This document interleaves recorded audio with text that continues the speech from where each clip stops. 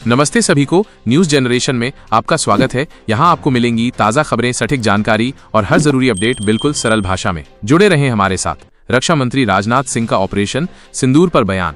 आज रक्षा मंत्री राजनाथ सिंह ने भुज एयरबेस का दौरा किया और भारतीय वायुसेना के जवानों को संबोधित किया। उन्होंने ऑपरेशन सिंदूर को लेकर बड़ा बयान दिया। राजनाथ सिंह ने कहा कि ऑपरेशन सिंदूर अभी खत्म नहीं हुआ है, जो कुछ भी हुआ है वो सिर्फ एक ट्रेलर था। सही समय आने पर भारत दुनिया को पूरी तस्वीर दिखाएगा। उन्होंने कहा कि इस ऑपरेशन ने दुनिया को भारत की सैन्य ताकत का परिचय दिया है और सीमा पार से पनप रहे आतंकवाद को रिकॉर्ड समय में कुचला है। उन्होंने पाकिस्तान को चेतावनी देते हुए कहा कि नया भारत पलटकर जवाब देगा और IMF को पाकिस्तान को दी जाने वाली मदद पर फिर से विचार करना चाहिए। उन्होंने जवानों की बहादुरी की जमकर तारीफ की और कहा कि उन्हें भारतीय सेना पर गर्व है। चलिए अगले खबर की ओर बढ़ते हैं। कश्मीर में सुरक्षा बलों को मिली बड़ी कामयाबी, 6 आतंकी ढेर। जम्मू कश्मीर में आतंकवादियों के खिलाफ चलाए जा रहे अभियान में सुरक्षा बलों को बड़ी सफलता मिली है। हाल ही में चलाए गए 2 अलग अलग अभियानों में 6 आतंकवादियों को मार गिराया गया है। सेना, पुलिस और CRPF के अधिकारियों ने एक संयुक्त प्रेस कॉन्फ्रेंस में ये जानकारी दी। उन्होंने बताया कि ये दोनों ऑपरेशन दुर्गम और ऊंचाई वाले इलाकों में चलाए गए। मारे गए आतंकियों के पास से बड़ी मात्रा में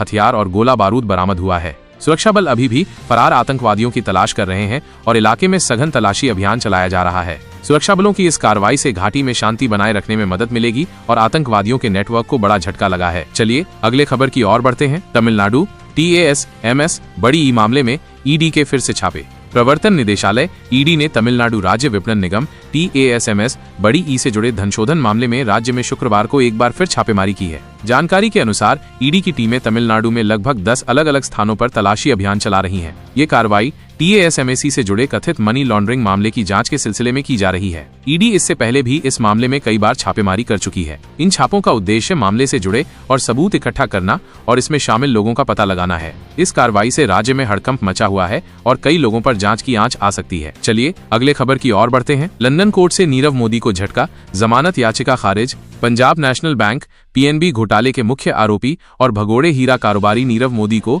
लंदन की Kings bench division high court से बड़ा झटका लगा है। कोर्ट ने नीरव मोदी की जमानत याचिका एक बार फिर खारिज कर दी है। यह 10वीं बार है जब नीरव मोदी की जमानत याचिका खारिज हुई है। नीरव मोदी पर PNB से जुड़े करीब 13,000 करोड़ रुपए के घोटाले का आरोप है और वो मार्च 2019 से लंदन की जेल में बंद है। भारतीय एजेंसियां लगातार उसके प्रत्यर्पण का प्रयास कर रही हैं। कोर्ट के इस फैसले से उसके भारत लाए जाने की उम्मीदें और बढ़ गई हैं। चलिए अगले खबर की ओर बढ़ते हैं। मंत्री विजय शाह मामले में सुप्रीम कोर्ट में सुनवाई टली।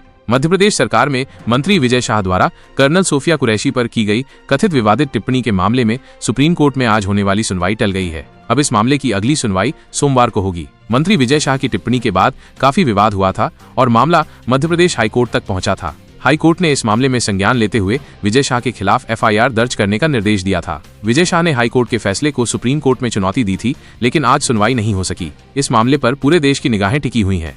चलिए अगले खबर की ओर बढ़ते हैं। राहुल गांधी का बिहार दौरा, दलित छात्रों से संवाद। कांग्रेस नेता राहुल गांधी आज बिहार के दौरे पर रहे। वे दरभंगा पहुंचे, जहां उनका दलित छात्रों के साथ संवाद का कार्यक्रम था। हालांकि सभा स्थल पर पहुंचने के दौरान पुलिस ने उन्हें रोकने की कोशिश की, जिस पर राहुल गांधी पैदल ही आगे बढ़े। इस दौरान वहां थोड़ी देर के लिए अफरातफरी का माहौल भी रहा। राहुल गांधी ने छात्रों से विभिन्न मुद्दों पर बातचीत की और उनकी समस्याओं को सुना। अपने कार्यक्रम के बाद वे दरभंगा से पटना के लिए रवाना हो गए। बिहार में आगामी चुनावों को देखते हुए राहुल गांधी का ये दौरा महत्वपूर्ण माना जा रहा है। चलिए अगले खबर की ओर बढ़ते हैं। विदेशी एयरपोर्ट सर्विस कंपनियों का सिक्योरिटी क्लियरेंस रद्द। भारत सरकार ने तुर्की की company Celebi airport services India और चीन की ड्रैगन पास कंपनी का सिक्योरिटी क्लियरेंस रद्द कर दिया है। इस फैसले के बाद ये दोनों कंपनियां अब भारतीय हवाई अड्डों पर अपनी सेवाएं नहीं दे पाएंगी। ये फैसला सुरक्षा कारणों से लिया गया बताया जा रहा है। तुर्की और चीन के साथ मौजूदा संबंधों के तनावपूर्ण माहौल में इस फैसले को महत्वपूर्ण माना जा रहा है। इससे पहले भारत ने ऑपरेशन सिंदूर के बाद